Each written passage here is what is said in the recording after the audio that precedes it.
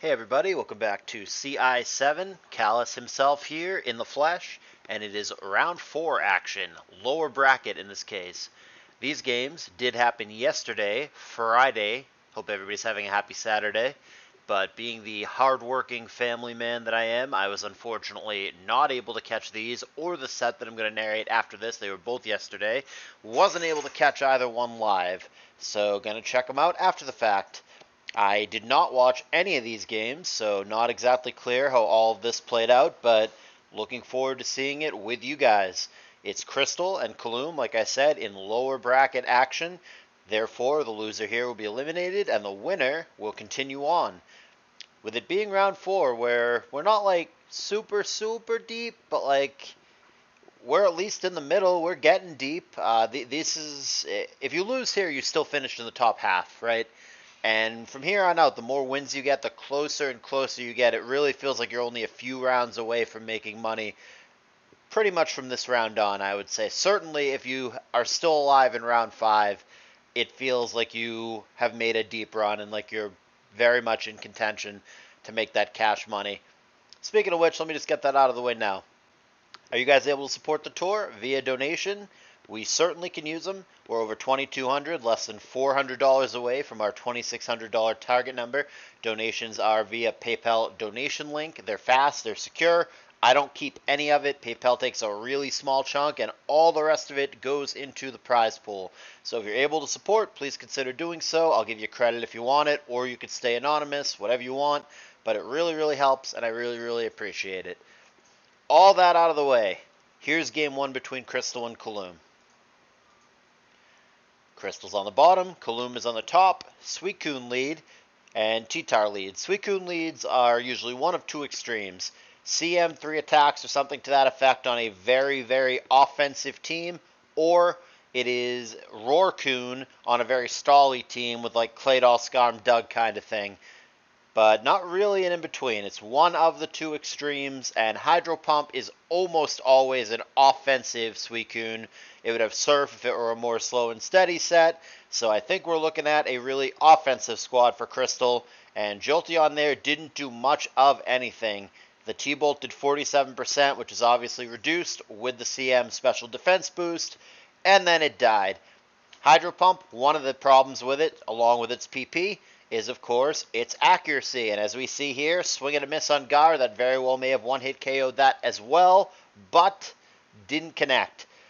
So the Suicune still did fine, but didn't do as well as it could have done in this situation if it had landed the second pump. Leaves us in a 5-5.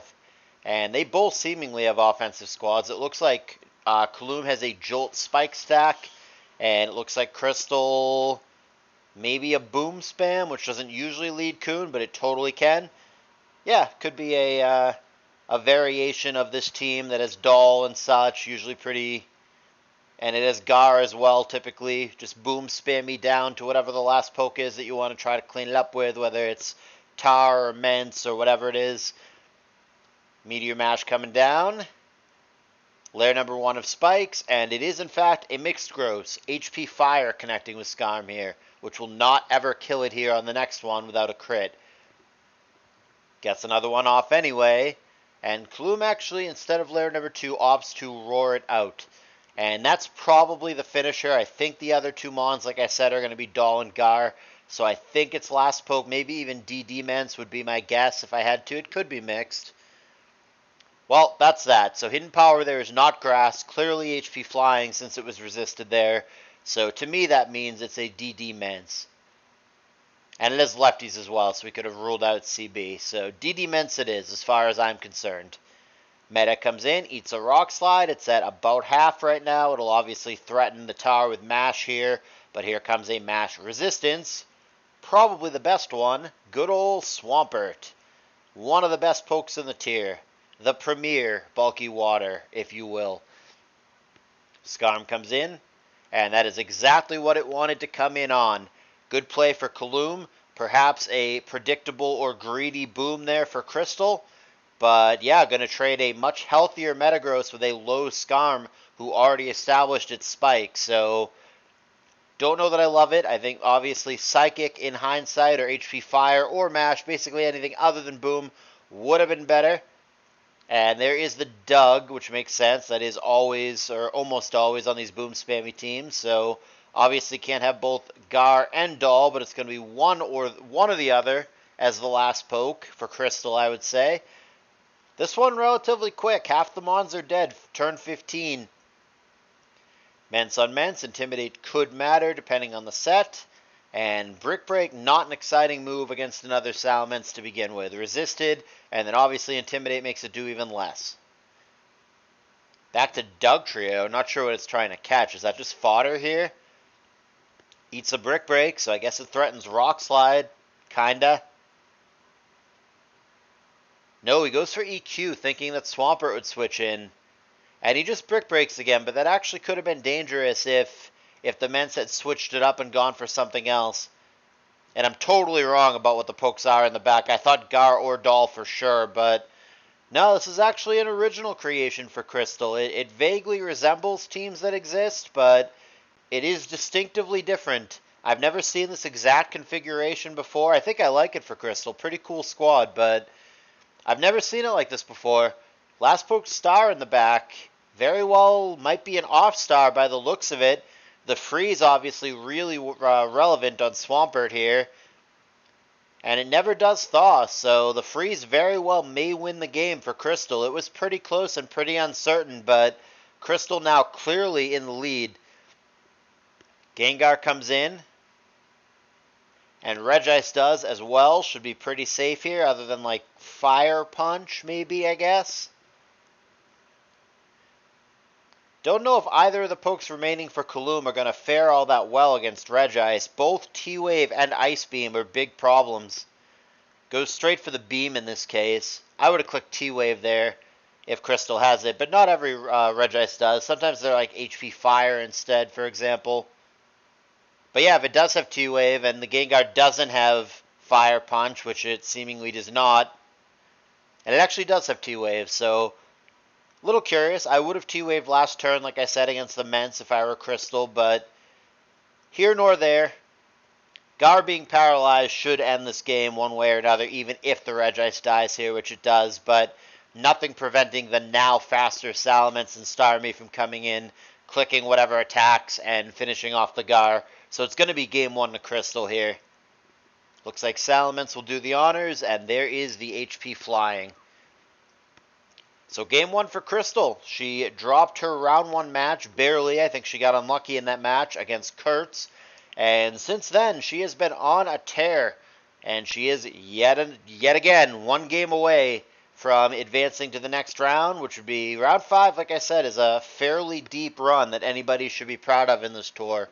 Caloom, our kind of sort of play-ins player, pretty much free-rolling to be here at all, but if he happens to make this comeback, gets himself into round 5, even better. He's certainly stepped up his game to be in this tour. He's already got 2 wins, which, like I said, better than most of the field. Can he keep it going, or does the fairy tale run for him end here? Let's find out in game 2. Kristyl on the bottom again, Caloom on the top again. Zapdos lead.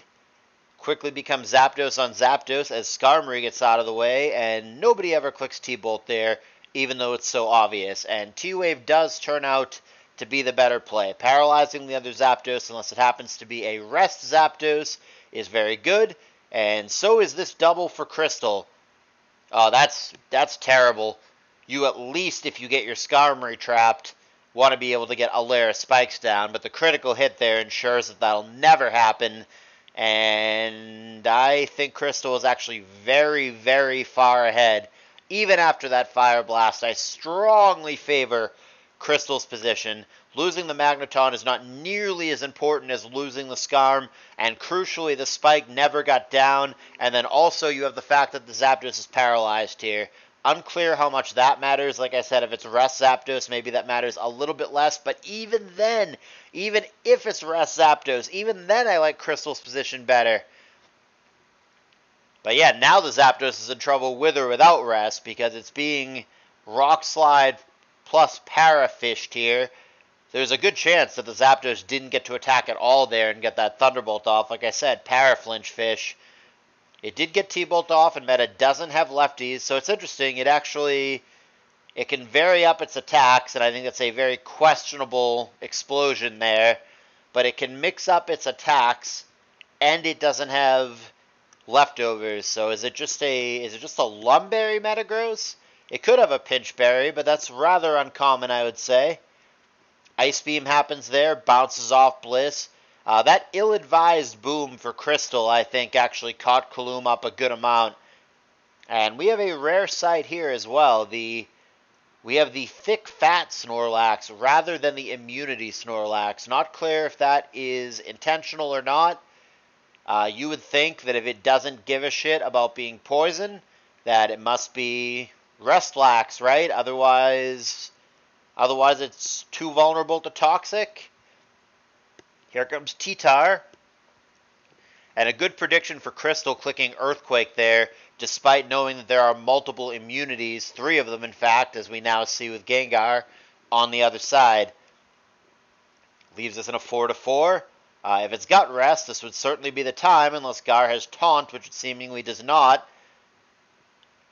Okay, well, for as bad as that previous boom was, in my opinion, that one was really, really good. And I don't blame Caloom at all for walking into that. I would not have anticipated boom there either. That was pretty wild for Kristyl. I think Caloom, like me, was thinking that it must be Rest. That makes me really question the fact that it has thick fat rather than immunity. If you're going to be that set, I think you're better off with immunity. But then again, maybe there's a psychological aspect where because you get poisoned there, because you don't have immunity, it makes it so obvious that you're not going to be boom, you must be Rest, and then you get to make plays like that. So who knows? I might be overthinking it. It was probably just an accident. It was probably just supposed to be immunity, and it's not. But nevertheless, that was a pretty wild boom into the Gengar, and it caught the Flygon there, and it mattered a lot. And again, Kristyl has managed to get a proper lead. We'll see if either of the pokes that Kristyl has shown can break through the Blissey, though. They might not be able to. T-Wave helps. At least you can maybe BS her out with some well-timed full para. There's one right there that very well may have prevented a soft-boiled, so got to start somewhere. And Hidden Power Fighting's pretty good, too. And another full para. Well, just kidding. Blissey's not a problem anymore when you full para her twice in a row. And there's Drill Peck, which, nice catch-all, would have caught the Gar had it come in. This is going to be a trade, and it's going to be Gengar against the world. Gengar could win it here, depending on the set. If it's got HP Grass or Giga Drain, it can beat the Swampert, certainly. And if it's got Ice Punch as well, it can beat the Ment. So if it's got the right coverage moves, it can get both of these guys. But it seemingly lacks Ice Punch, and that is a big problem. Lacking Ice Punch here, that seems like a problem. That Thunderbolt's not going to do it. The only way now is to crit Thunderbolt on this turn and then have the grass attack that you need for Swampert. If Caloom does not get a critical hit here, he is eliminated from CI7. And indeed, the crit does not come. Hidden Power comes up short, but the Sand will finish the job. Gengar goes down, and Kristyl with the clean 2-0 over Caloom. Caloom with the class and the sportsmanship. Gotta say GG's, good luck in the rest. That's what I like to see. Rather than raging or venting your frustration, good on Caloom. Real nice guy. And Kristyl, like I said, on a tear. Lost in the opening round and has not lost since then. Has been very dominant and arguably should have won that first round as well. I think she got pretty unlucky in that set. So Kristyl, as I suspected might be the case, looks like she can very, very much hang with the CI7 main eventers. She very much looks like she's somebody who belongs here. She got to 1799 on ADV ladder. You don't do that through luck or by accident or whatever. If you can do that, then you're very good and you belong. It really is that simple. And Kristyl proving it here. An impressive 3-1 record for her, and who knows how far she goes. But Caloom, one of our kind of sort of play-in players, is the first one to be eliminated here. Good run for him as well, considering how we got here. 2-2 in main event, totally respectable, all things considered. Hats off to Caloom, class act, good player, pleasure having you here. If you guys enjoyed the video, please do hit the like button, consider subscribing to the channel, and like I said, I do have one more set of ADV that was played yesterday coming up next.